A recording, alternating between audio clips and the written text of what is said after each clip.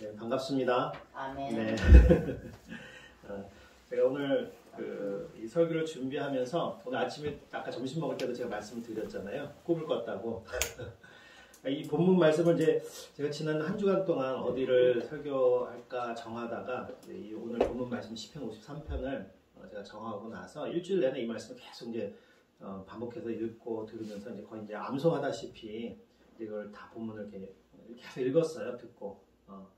근데 어저께 밤에 꿈을 꾸는데 시편 53편 이제 이 장면이에요. 53편 이제 피고 본문 말씀 읽겠습니다. 딱 50편 사편을 폈는데 어리석은 자는이라고 시작되는데 그 말씀이 아닌데 엉뚱한 말씀이 딱 53편에 펴져 있는 거예요. 그래갖고 이 말씀이 아닌데 이게 그럼 몇 편이지? 막 이제 이걸 헤매다가 당황하면서 헤매다가 꿈에서 깬. 그래서 잠을 제대로 못 자고 오늘 나왔는데요. 이 설교라는 것이 이 설교자마다 물론 다르겠지만 저에게 있어서는 굉장히 큰 부담이 됩니다. 저는 이제 고등학교 졸업하고 신학대학교를 가서 쭉 계속 목회를 해왔기 때문에 설교를 그냥 30년 한 것 같아요. 처음에는 설교가 너무 하고 싶었죠. 학교 가서 이제 새로운 걸 배우고 성경 말씀 깨달으면 이거 우리 성도님들한테 또는 우리 학생들한테 가는 거 전해야지 하고 막 그랬는데 어느 정도 이제 연차가 지나고 나니까 이 설교를 준비하는 게 너무나 이제 부담스러운 거예요. 왜 부담스러운가 이제 곰곰이 생각을 해보니까 그냥 단순히 어떤 지식을 전달하는 거면 그냥 성경 말씀을 연구해서 또 여러 가지 서적들, 주석들 참조해서 정리해서 전하는 거면은 그냥 쉽게 얼마든지 할 수 있는데 이 설교라는 게 그냥 단순히 지식을 전달하는 게 아니잖아요. 그래서 이 말씀이 나의 삶에 또는 우리 성도들의 삶에 어떻게 적용될 것인가를 고민해야 되는 그 부분에 있어서 점점 시간이 갈수록 그게 참 어렵더라고요. 그러다 보니까 이게 점점 부담스러워진 것 같아요. 인생이 깊어지면 깊어질수록 내가 말씀 앞에 선다라는 게 참 어려운 것 같아요. 왜냐하면 내가 설교를 잘 적용하려면 내가 먼저 말씀 앞에 정직하게 서야 되잖아요. 근데 말씀 앞에 정직하게 쓴다라는 것이 참 어렵더라고요. 요즘 우리 정치권에 많이 회자되는 말이 뭐냐면은 내로남불이잖아요. 맨 처음에 이게 무슨 사자성어인 줄 알았어요. 네, 내가 하면 로맨스고 남이 하면 불륜이다. 그러니까 자기 자신을 잘 모르고 남에 대한 비판과 그러니까 내 눈에 들뻔 못 보고 남의 눈에 티끌은 잘 보는 어떤 그런 우리의 생태를 잘 보여주는 게 아닌가라는 생각이 들어요. 우리 요즘 정치권에 보면 이제 본인이 한 말 때문에 본인이 어떤 어려움을 당하는 일들이 많잖아요. 그렇죠? 전 이전에 다른 사람을 향해서 본인이 신랄하게 썼던 그 말이 결국은 칼날이 부메랑이 돼서 이제 지금 현재 자신에게 적용되어질 때 엄격한 어떤 잣대로서 돌아오는 그런 걸 보지 않습니까? 우리가 그만큼 자기 자신을 잘 모르는 것 같아요. 여러분은 여러분 자신을 잘 아십니까? 잘 모르죠? 모른다기보다 모르고 싶은 게 많죠. 외면하고 싶은 게. 그렇죠? 오늘 성경에 있는 이 말씀을 볼 때도 우리가 어떻게 보면 외면하고 싶은, 보고 싶지 않은 그 모습이 우리 속에 있어요. 어떻게 보면 아까 우리 권사님 기도의 모든 내용이 이 설교의 내용이 그 기도 속에 다 담겨 있다고 할 수도 있는데 오늘 이 말씀을 한번 살펴보면서 우리 자신을 정직하게 돌아보는 그런 시간을 가지면 좋을 것 같습니다. 이 시편 53편은 동일한 내용으로 시편 14편에 기록되어 있어요. 둘 다 다윗이 저자라고 기록되어져 있습니다. 14편에 보면은 마지막 5절 빼고는 나머지 모든 내용이 이 53편과 동일해요. 근데 우리가 생각해보면 굳이 동일한 내용을 왜 시편에 2번이나 넣었을까? 라는 생각을 해볼 필요가 있습니다. 뭐 여러 가지 학설도 있고 여러 가지 이유들도 있지만 우리가 성경 특히 이제 히브리적인 사고방식을 생각해 본다 그러면 반복한다라는 것은 뭐 하는 거죠? 강조하다는 것. 그만큼 중요하다라는 겁니다. 오늘 이 시편 53편은 14편에 이미 한번 나왔던 내용이지만은 다시 한번 언급했다라는 것은 그만큼 다윗은 이 내용을 중요하게 생각을 했던 것이고 여러 가지 수많은 시편 중에서 그것을 2번이나 뽑아서 이것을 정리했던 어떤 편집자의 생각을 따져본다면 그 사람 역시도 이 내용은 정말 중요한 거다라고 생각했다라는 것을 볼 수가 있습니다. 오늘 이 53편의 첫 마디가 뭐죠? 어리석은 자입니다. 어리석은 자는 어떤 사람을 말하는 걸까요? 우리가 단순히 어리석은 자, 그럼 어떤 사람을 얘기를 하죠? 성경에 보면 비슷한 표현이 있습니다. 어리석다, 미련하다. 어리석다, 미련하다라는 말은 뭐와 좀 연관이 있는 겁니까? 우리가 이제 세상적인 기준으로 볼 때는 어떤 지능 지수랑 좀 연관이 있죠. 어리석은 사람 그러면은 좀 IQ가 낮거나 뭔가 좀 생각이 모자른 어떤 그런 사람이라고 말할 수 있는데 성경이 정의하는 어리석은 자는 그렇지 않다라는 거죠. 오늘 성경이 정의하는 어리석은 자는 1절에 보니까 뭐라고 되어 있습니까? 그 마음에 하나님이 없다라고 말하는 사람. 그 사람이 어리석은 자다라는 거예요. 마음에 하나님이 없다라고 말하는 사람들에게 나오는 특징이 있습니다. 거기 하반절에 보니까 1절 하반절에 보니까 어떤 것들이냐면 그들은 뭐 했다고요? 부패했다라고 얘기를 합니다. 또 뭘 행한다고 되어 있습니까? 가증한 악을 행한다 되어 있습니다. 이 부패하다라는 말은 히브리 원어를 보면은 두 가지 의미가 있어요. 문맥에 따라서 다르게 사용될 수도 있는데 부패하다라는 뜻도 있지만은 또 다른 문맥상으로 보면은 멸망하다라는 뜻도 있습니다. 즉 어리석은 자, 하나님이 없다라고 말하는 사람은 어디로 갈 수밖에 없는 사람입니까? 멸망으로 갈 수밖에 없는 사람이다라는 거예요. 또 이 사람들의 특징이 뭐라 그랬습니까? 뭘 행해요? 악을 행하는데 그냥 악이 아니죠. 가증한이라는 수식어가 붙어 있어요. 가증한 악을 행한다라고 되어 있습니다. 이 가증하다라는 말은 하나님이 혐오하시는 어떤 도덕적, 성적, 영적 더러움을 표현할 때 이 가증하다라는 말을 많이 씁니다. 우리가 이제 구약 성경에 보면은 뭘 드러낼 때 많이 쓰냐면 우상을 드러낼 때 가증하다라는 말을 많이 써요. 그만큼 이 우상 숭배에는 영적이고 도덕적이고 또는 성적인 타락함이 거기 안에 모든 것이 다 포함이 되어져 있기 때문에 가증하다라는 말을 씁니다. 그만큼 이 마음에 하나님이 없다라고 생각하는 사람들의 행동은 결국에는 가증한 악을 행하는 것으로 나올 수밖에 없다라는 것입니다.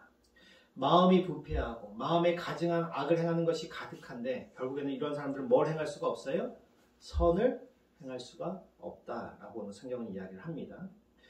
즉 성경이 말하는 어리석은 자라는 것은 단순히 지능, IQ가 낮거나 또는 어떤 지식이 부족한 것을 말하는 것이 아니라 그 마음 스스로 하나님을 부정한, 하나님은 없다라고 생각하는 그러한 사람들을 어리석은 사람이다라고 성경은 정의한다는 걸 알 수가 있습니다. 즉 하나님이 없다라고 말하고 싶은 사람들은 하나님을 아예, 그러니까 무신론자, 이 세상에 신이란 없다라고 생각하는 사람일 수도 있지만 또 한편으로 생각해 보면 신이라는 것이 있다라고 분명히 인지하고는 있지만 그 신을 인정하고 싶지 않은 사람들이라고 말할 수도 있습니다. 즉 신이, 하나님이 내 삶에 개입하기를 싫어하는 사람, 내 마음에 내 삶의 주인이 되는 것을 싫어하는 사람들, 그러한 사람들이 어리석은 사람이다라고 말을 할 수가 있죠. 하나님이 내 인생의 주인이 아니고 내가 내 인생의 주인이 되는 사람, 그러한 사람을 성경은 뭐라 그럽니까? 교만한 사람이라고 얘기를 합니다. 교만한 것과 한 끗 차이, 양면적인 게 뭐냐면은 우상 숭배입니다. 우상 숭배라는 것은 누가 신이, 어떤 신을 섬기고 싶어서 우상을 숭배하는 것이 아니라 누구를 위해서 우상을 숭배하는 겁니까? 나를 위해서 우상을 숭배하는 거예요. 그러다 보니까 교만, 우상 숭배, 이것은 같은 말이라고 우리가 볼 수가 있습니다. 즉 성경이 말하는 어리석은 자라는 것은 하나님이 없다라고 말하는 사람이고, 하나님이 없다라는 말은 결국 자신이 인생의 주인, 자기가 하나님이 되고 싶은 사람, 내 마음대로 내가 모든 만물의 척도가 되어서 내가 원하는 대로 살고 싶은 그러한 사람, 교만한 사람. 결국에는 그 교만한 사람은 자기 자신을 우상으로 섬기며 사는 사람이다라는 것을 우리가 볼 수가 있습니다. 이렇게 1절에서 보니까 어리석은 사람의 실상이 무엇인지, 그리고 그렇게 어리석은 그 마음을 갖고 있는 그런 사람들이 결국에는 세상에 만연해졌을 때에 얼마나 세상이 타락할 수밖에 없는가라는 것을 잘 말하고 있는데요. 2절에 보면 그럼에도 불구하고 하나님이 찾으시는 사람이 있다라는 거예요. 우리 2절 말씀을 같이 한번 읽어볼까요? 20절 말씀 같이 한번 읽어보겠습니다. 시작. 하나님이 하늘에서 인생을 구워 살피사 지각이 있는 자와 하나님을 찾는 자가 있는가 보려 하신즉. 하나님이 이렇게 어리석은 자들, 자기가 신이 하나님이 되어서 모든 가증한 악을 행하고 부패함을 행하며 살아가는 그런 것들이 만연한 세상 속에서 하나님이 그래도 찾는 사람이 있다라는 거죠. 어떤 사람이에요? 지각이 있는 자와 하나님을 찾는 자를 하나님께서 찾으신다라는 거예요. 여기 성경에 보니까 하나님이 하늘에서 인생을 굽어 살피사라고 얘기하죠. 우리 굽어보다라는 말은 뭡니까? 뭔가를 어떤 집중해서 자세하게 찾아보는 거죠. 그러니까 물론 하나님께서 하늘에서 이렇게 굽어 이렇게 우리 삶 그런 모습은 아니시겠죠. 그냥 우리가 이해할 수 있는 표현으로 그렇게 표현한 거지만 그만큼 하나님이 정말 집중해서 세밀하게 찾아보시려고 하는 사람들이 있다라는 거예요. 그런 사람들이 어떤 사람이냐면은 지각이 있는 자.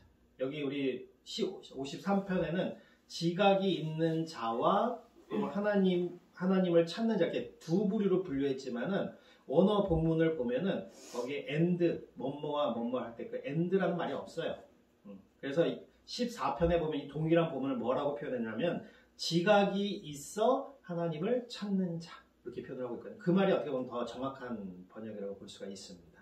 즉 지각이 있는 사람은 누구를 찾을 수밖에 없어요? 하나님을 찾을 수밖에 없다는 거예요. 우리가 앞에서 어리석은 자가 단순히 지능이 낮은 사람이 아니라고 얘기를 했지 않습니까? 그렇다면 여기 지각이 있다라는 말은 단순히 IQ나 어떤 지혜가 다른 사람보다 우월한 어떤 그런 사람을 이야기하는 것이 아니다라는 걸 알 수가 있겠죠. 어리석은 자와 대조되는, 즉 어리석은 자가 하나님이 없다라고 말하는 사람이라 그러면 지각이 있는 사람은 어떤 사람이겠어요? 하나님은 계시다라는 거예요. 그래서 하나님을 찾고자 하는, 그분을 예배하고자 하고 그분을 섬기고자 하는 그런 사람들이다라는 걸 우리가 볼 수가 있습니다.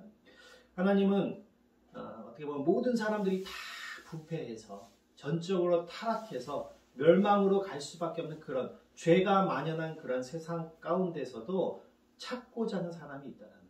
그 사람이 누구냐? 바로 지각이 있는 사람. 하나님을 하나님으로 인정하는 그런 사람을 찾고 있다라는 것입니다. 이런 사람, 즉 하나님이 찾는 자는 뭐냐면 하나님께 예배하고자 하는 자, 그리고 하나님 뜻대로 살고자 하는 자, 하나님을 나의 인생의 주인으로 왕으로 삼고자 하는 자, 그런 사람이 지각이 있는 자다라는 겁니다.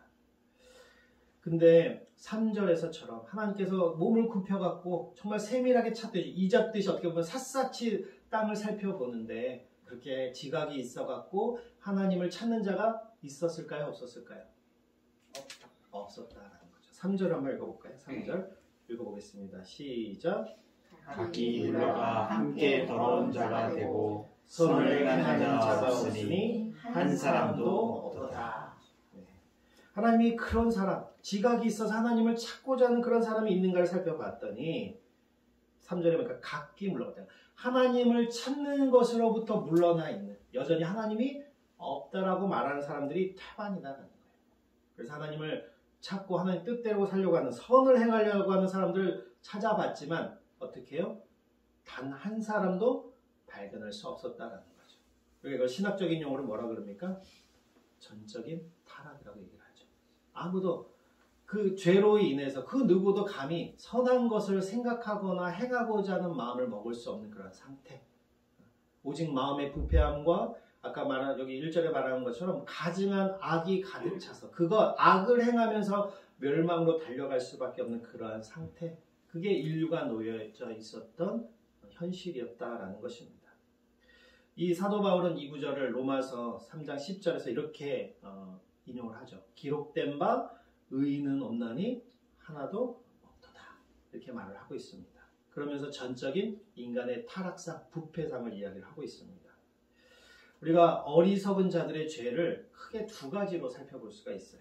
첫째는 하나님이 없다라는 죄입니다. 이건 하나님과의 관계 속에서 일어나는 죄죠. 어떻게 보면 이제 신학적인 죄라고 말을 할 수가 있습니다. 두 번째는 뭐냐면은 선을 행하는 자가 없는, 선을 행하지 않는 죄예요. 이거는 뭐냐면은 사람과 사람과의 관계 속에서 일어나는 죄다라고 말을 할 수가 있습니다.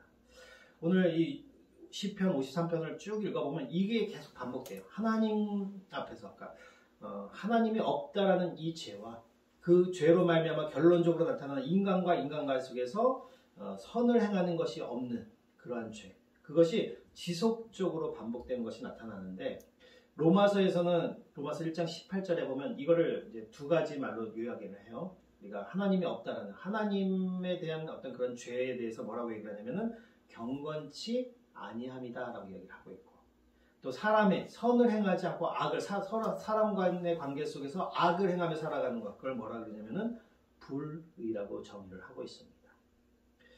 우리가 죄의 종류를 따지면 종류별로 따지면 뭐 수만 가지가 될 수 있겠죠. 그렇죠? 근데 크게 나누면 하나님과의 관계인 경건치 아니함과 인간과의 이웃에 대한 불의함으로 나눌 수가 있다라는 겁니다. 이 두 가지, 결국 이 두 가지 죄로 요약할 수가 있는데, 이 두 가지 죄는 결국에는 뭐로부터 비롯되는 거냐면은 하나님의 경건치 않은, 하나님이 없다라고 생각하기 때문에 사람에 대한 모든 관계 속에서 나타나는 죄가 나타난다는 걸 알 수가 있어요. 세상에는 하나님 없이 세상을 변화시키려고 하는 수많은 사상가들이나 어떤 뭐 종교가들이나 여러 사람들이 있습니다. 그러나 이것이 실패할 수밖에 없는 게, 하나님으로 인정하지 않는 상태에서는 이 불의함이 개선될 수가 없다라는 거예요.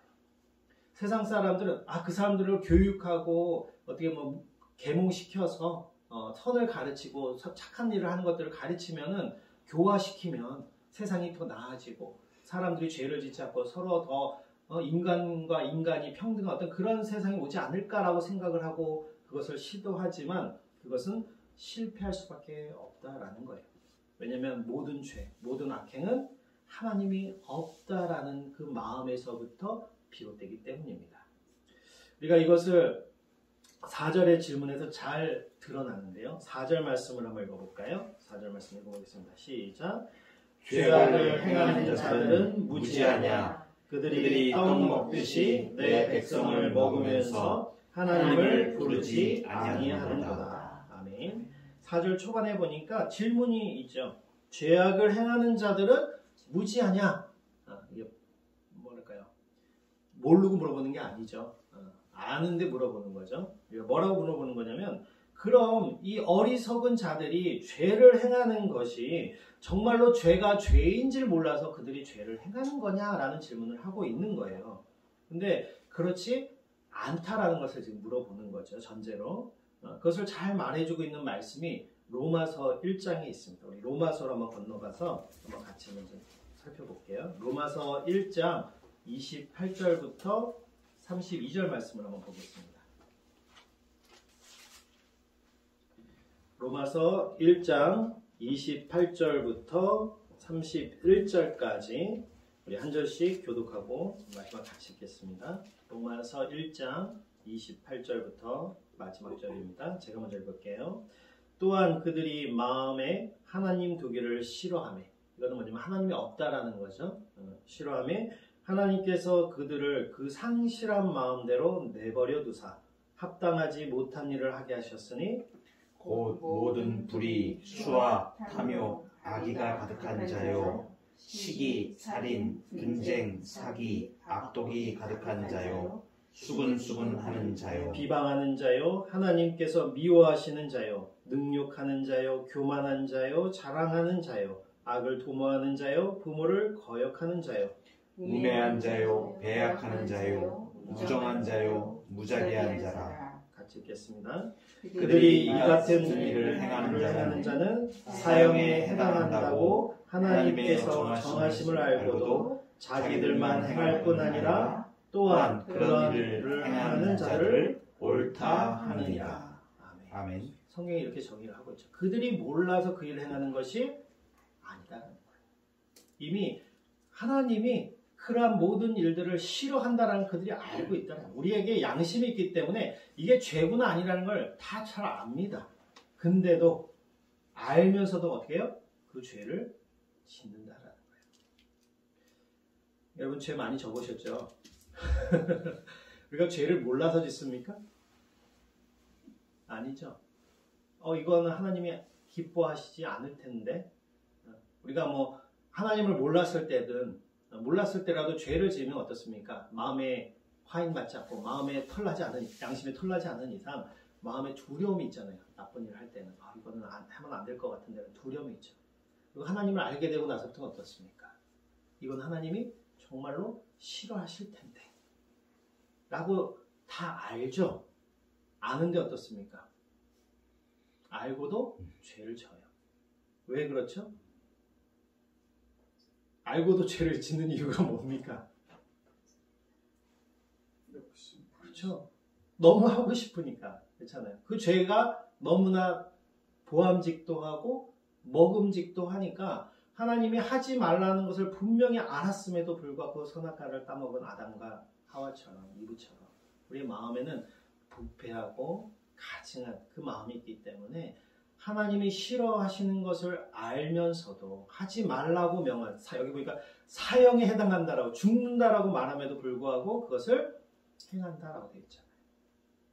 심지어는 자기만 행하는 게 아니라 어떻게 한다고 그랬어요? 권한다 그랬어요. 죄를 권하는 사회가 된다고 얘기를 하고 있습니다.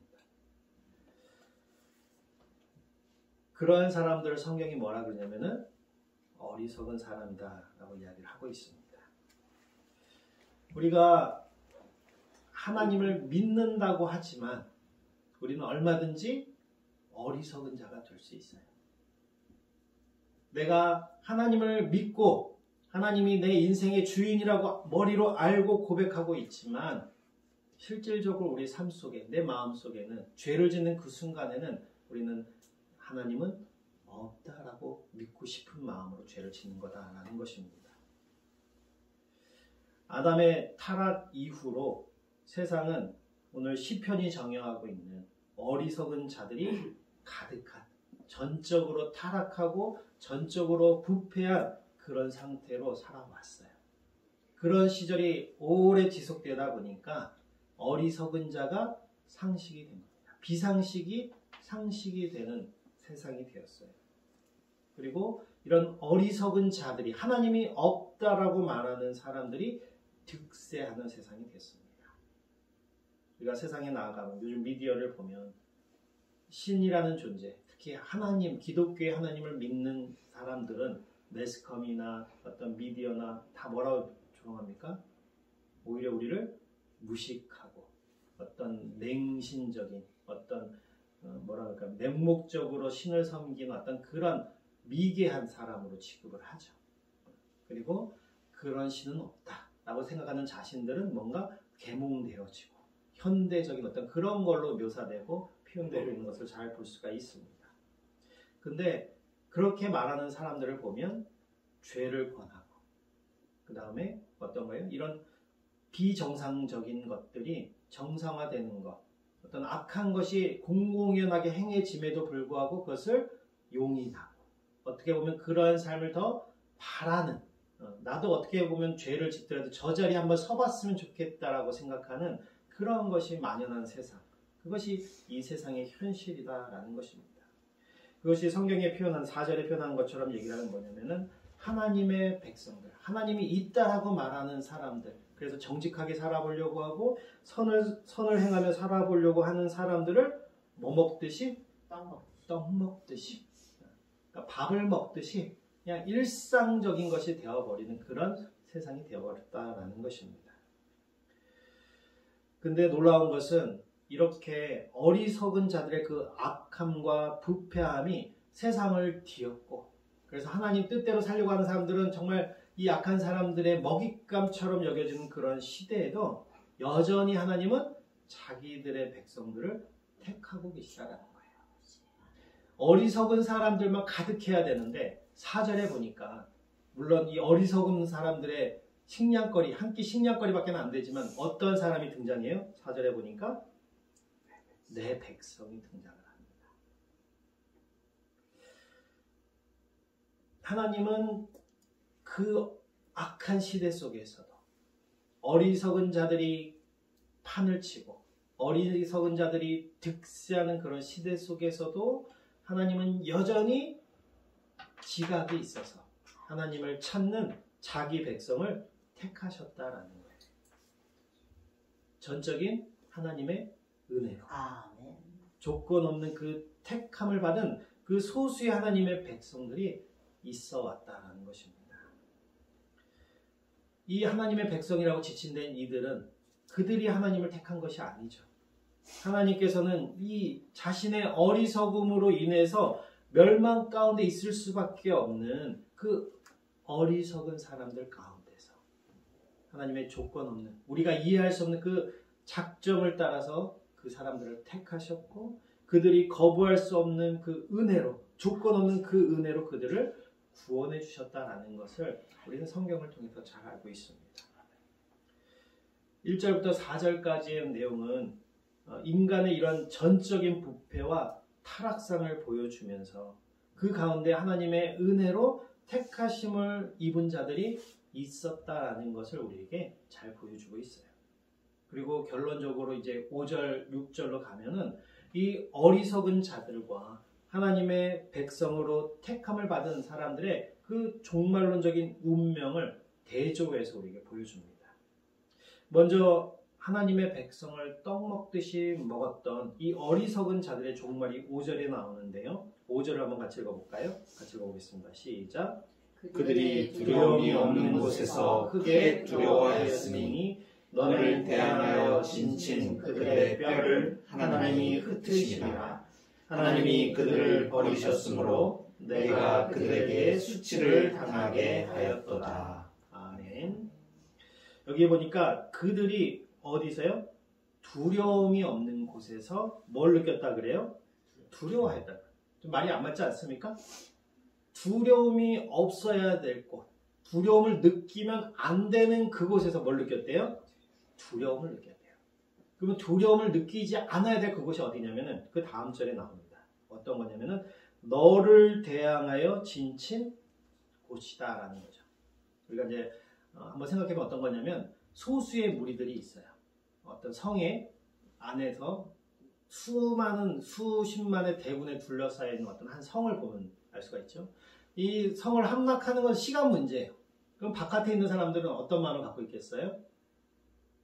그 성을 둘러싸고 있는 수십만 대군, 이 성 안에는 1000명, 2000명 소수밖에 없고 바깥에 성 밖에는 수십만, 수백만의 대군이 진을 치고 이 시간만 이제 공격 명령만 기다리고 있는 거예요. 이 성을 언제든지 함락할 수 있으니까. 그러면은 그 바깥에서 진치고 있는 사람들은 두려운 마음이 있겠습니까? 없겠습니까?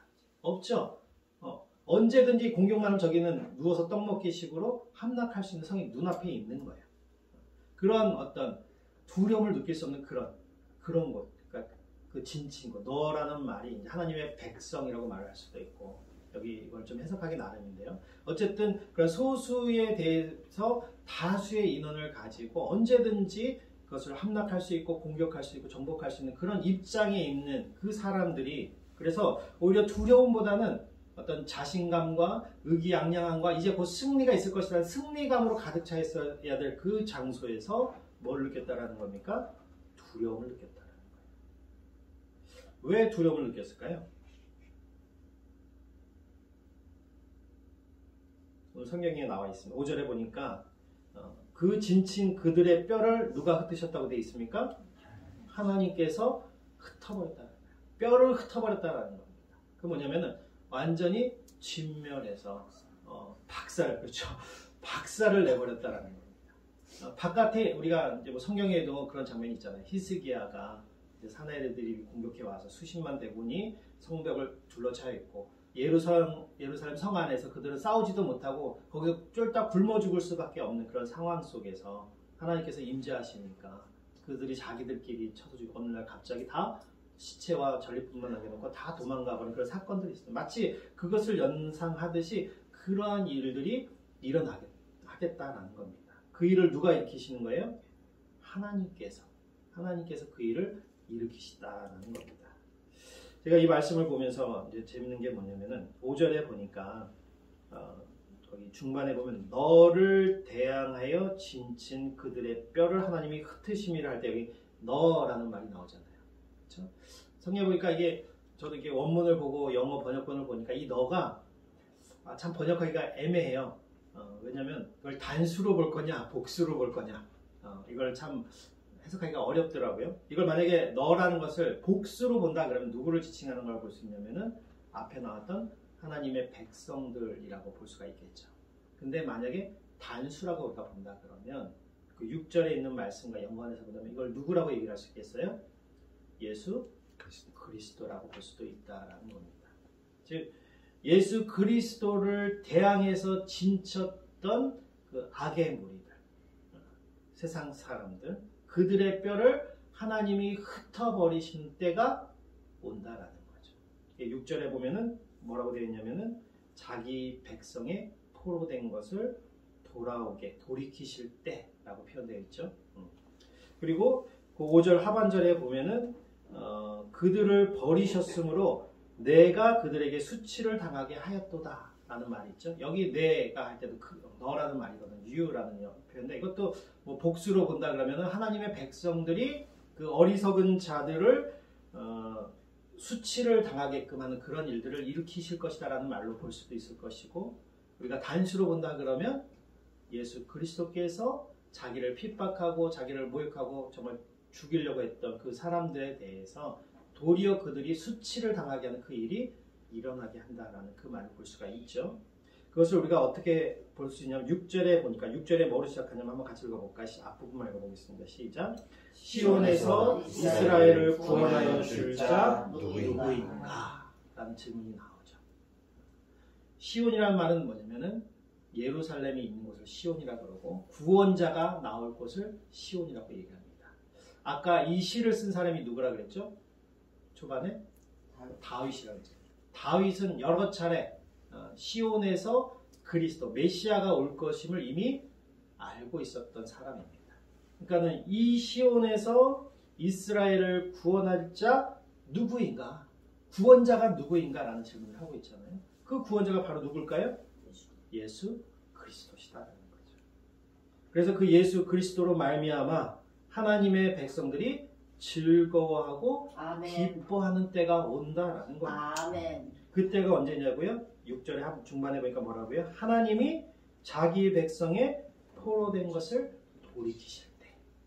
어떤 사람들은 이걸 뭐 포로기에서 돌아오는 그때라고 얘기를 하는데 다윗은 그 전에 있던 사람이에요. 그러니까 그걸 의미한다라기보다 성경에 보면은 예수님께서 이사야 선지자의 말을 인용해서 하시는 말씀이 나오죠. 누가복음 4장에 보면은 하나님께서 나를 보내사 포로된 자에게 자유를, 눈먼 자에게 다시 보게 함을 전파하며 라고 하는 이 말씀을 읽고 나서 뭐라고 말씀하시냐면 이 글이 오늘날 내 귀에 들렸도다. 그러니까 무슨 말이에요? 예수 그리스도의로 말미암아 선포로 말미암아 이 모든 포로에서 풀려나는 그 일이 이루어졌다라는 것을 우리가 알 수가 있습니다. 그러니까 지금 여기서 말하는 하나님이 자기 백성의 포로된 것을 돌이키실 그때에 시온에서 이스라엘을 구원해줄 자가 누구냐? 그 메시아가 누구냐? 라고 생각해본다 그러면 누구밖에 없다라는 거예요? 예수 그리스도밖에 없다라는 겁니다. 시편 53편을 보면은 시작은 뭐로 시작했어요? 어리석은 자가 등장하면서 절망적인 상황으로 시작을 하죠. 모든 것이 부패하고 모든 것이 타락한 것으로 시작을 합니다. 그러고 나서 하반절에 가면 뭐로 바뀌어요? 야곱이 즐거워하고 이스라엘이 기뻐하다라는, 어떻게 보면 하나님의 백성들이 예수 그리스도로 말미암아 기쁨과 즐거움을 회복하는 것으로 마치고 있는 것을 볼 수가 있습니다. 이것이 누구로 말미암아 가능하게 되었는가? 이것이 오늘 이 53편의 핵심이라고 볼 수가 있어요. 이 6절 초반에 있는 이 질문이 어떻게 보면 가장 중요한 포인트라고 볼 수가 있습니다. 누구로 말미암아 이 모든 것들이 가능해졌습니까? 구원자 대신 예수 그리스도로 말미암아 됐다라는 것입니다. 즉 이 시편 53편은 인간의 전적인 타락과 구원의 소망에 대해서 우리에게 말해주는 시편이다라고 볼 수가 있습니다. 한편으로 우리에게 구원으로의 초청을 말하고 있는 거예요. 어리석은 자처럼 자신의 죄악으로 인해서 그 심판과 멸망의 자리로 갈 거냐, 아니면 자신의 그 죄된 상태를 깨달아서 아멘. 나를 구원할, 이 죄의 상태에서 나를 구원할 자가 누구인가 라고 하면서 메시아를 찾을 것인가, 하나님 앞에 나올 것인가, 그것을 우리에게 묻는 것입니다. 이것을 이제 우리의 삶에 한번 적용해 봐야겠죠. 아까도 말했다시피 어리석은 자는 뭐가 없다라고 말하는 사람이라고 했습니까? 하나님이 없다라고 말하는 사람. 단순히 무신론자라고도 말할 수 있지만 하나님이 계신 것을 알지만 하나님의 하나님 되심을 인정하기 싫은 사람들, 자기 마음에 두기를 싫어하는 사람이라고도 말을 할 수가 있습니다. 그러면은 나는 어리석은 자인가? 아니면 지각이 있는 자인가? 어떤 자인가를 한번 살펴볼 필요가 있죠. 정직하게 우리를 성경 말씀에 비춰서 볼 필요가 있습니다. 여러분은 어떤 사람이라고 생각이 듭니까? 어리석은 자입니까? 아니면 지각이 있는 자입니까? 저한테 대답 안 하셔도 돼요. 혼자 한번 생각해 보시길 바랍니다. 우리가 말로는 또 우리의 생각으로는 나는 하나님을 인정하고 살아. 내가 얼마나 열심히 신앙생활하고 있는데, 내가 얼마나 열심히 기도하고 있고, 내가 얼마나 말씀을 열심히 읽고 암송하고 있는데, 이러한 걸로 내 자신을 제대로 못 볼 때가 있다는 거죠. 제가 이제 목회를 거의 한 30년 가까이 하다가 이제 최근 한 몇 년 동안은 이제 전적으로 올 파트로 목회를 안 하고 가끔가다 이렇게 예배 참석하고 가끔가다 한번 설교를 하잖아요. 이렇게 하면서 제가 요즘 느끼는 게 있어요. 뭐냐면 야, 목회자의 삶이 은혜구나 라는 생각을 많이 하게 됩니다. 성경 보는 게 어떨 때는 되게 재밌고 좋을 때가 있어요. 근데 늘 성경 보는 게 재밌지는 않잖아요. 그렇죠? 어떨 때는 이 성경 한 절 보는 게 너무 힘들고 어려울 때가 있어요. 근데 목회자가 된다는 것, 설교자가 된다는 것은 내가 싫고 좋고에 상관없이 매주 뭘 해야 돼요? 설교를 해야 돼요. 설교를 하려면 뭘 봐야 됩니까? 성경을 봐야 돼요. 그렇죠? 성경도 그냥 우리가 통독하는 수준으로 읽어야 되는 게 아니라 깊이 연구를, 묵상을 해야 되잖아요. 이게 묵상할 때 그냥 묵상이 됩니까? 안 돼요. 뭘 해야 돼요? 기도를 해야 돼요. 그러니까 하기 싫어도 뭘 해야 되냐면 기도를 해야 되고, 하기 싫어도 말씀을 깊이 묵상해야 돼요. 할 때는 잘 몰랐어요. 그냥 당연히 해야 되는 거니까. 물론 그때도 그래, 목회자 삶이 참 은혜지 생각은 했지만 요즘에 지나면서 이제 제가 느끼는 건 그런 거예요. 내가 의무적으로 이걸 하지 않는 자리에 쓰게 되니까 하지 않게 되더라고요. 사람이 본성이라는 게 하기 싫은 건 어떻습니까? 안 하게 되죠. 힘든 거는 미루게 되어 있습니다. 그렇죠? 그렇더라고요. 그래서 그래, 금전적으로는 조금 부족하고 어렵더라도 목회를 함으로 인해서 누리는 은혜가 컸구나. 하나님이 나의 이 게으름과 나의 이 완악함을 아시고 목회자로 그동안 세우셔갖고 말씀을 볼 수밖에 없도록, 그리고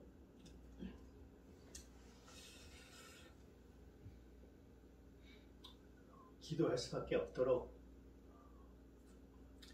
하나님의 은혜를 주셨구나. 그런 생각을 많이 하게 됐습니다. 그러면서 한편으로는 오늘 이 말씀을 보면서 내가 어리석은 자였구나. 하나님을 전하고 있기에, 또 목사라는 직분을 갖고 있기에 나는 하나님을 잘 안다라고 생각을 했었고, 하나님이 내 안에 거주하고 나는 하나님을 나의 왕으로 내 마음에 모시고 살았다라고 생각을 했는데, 순간순간으로 돌아보면은 하나님을 인정하지 않았던 순간들이 많았다라는 생각이 들었어요. 아까도 얘기했듯이 우리가 죄를 질 때 모르고 짓는 거 아니잖아요. 그렇잖아요? 다 알고 짓습니다. 하나님이 싫어할 걸 알아요. 그리고 하나님께서 이거 하면 안 된다고 말씀하는 것도 알아요. 근데 어떻습니까? 하나님이 내 마음에서 나가주셨으면 하는 그 마음으로 우리는 죄를 짓습니다. 그 순간만큼은 우리가 뭐가 되는 거예요? 어리석은 자가 되는 겁니다. 근데 또 놀라운 거는 아까도 여기 나왔잖아요. 하나님이 자기 백성을 그 어리석은 자들이 만연한 세상 가운데서도 택하셨다라는 거. 근데 그 택하심이 나의 선택에 의한 것이 아니다라는 거예요. 내가 그렇게 행하고 싶어서 그렇게 행하는 것이 아니다라는 거예요. 전적인 하나님의 은혜로, 하나님의 거부할 수 없는 그 불가항력적인 선택과 은혜로 말미암아 우리가 이 자리에 설 수 있는 것이고, 때로는 어리석은 자가 됐지만 오늘 이 말씀처럼 어리석은 그 자리에서 나를 구원할 자가 누구일꼬 하고 다시금 예수 그리스도를 붙잡을 수 있는, 그래서 지각이 있는 자처럼 하나님을 찾는 그 자리로 우리를 불러주시는 것이 은혜구나, 그 사실을 깨닫습니다. 오늘 이 말씀을 통해서 나는 어리석은 자인지 아니면 지각이 있는 자인지 정직하게 내 자신을 한번 돌아보길 바랍니다. 내로남불하지 마시고 내 스스로 나만을 보면서 정직하게 보고, 내가 만약 지금 이 순간 아니면 지금 나의 삶 속에 어리석은 자의 모습이 여전히 남아 있었다면 우리는 다시금 주님께로 나아가서 주님, 나를 불쌍히 여겨 주시옵소서. 나를 이 죄의 자리에서 구원해 주십시오 라고 회개하고 기도하는 저와 여러분들이 되시기를 진심으로 축원합니다. 아멘.